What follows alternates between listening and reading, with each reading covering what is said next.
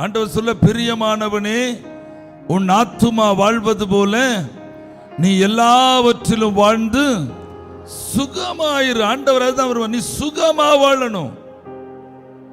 உன் ஆத்துமா வாழ்வது போல நீ எல்லாவற்றிலும் வாழ்ந்து சுகமா வாழணும். இதுதான் ஆண்டவருடைய விருப்பம்.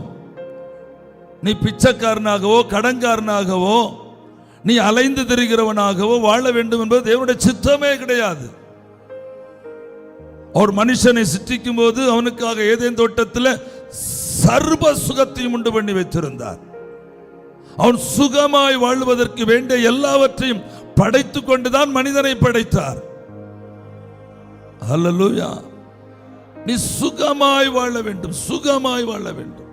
நீ சுகமாய் வாழ வேண்டுமானால் உன் சூழ்நிலைகள் சூழ்நிலைகளிலே பிரச்சனைகளும் பிரதிகூலங்களும் எதிர்ப்புகளும் நஷ்டங்களும் கஷ்டங்களும் தேவைகளும் எல்லாம் வரும்போது நீ அவரை நோக்கி கூப்பிட படிக்கணும்.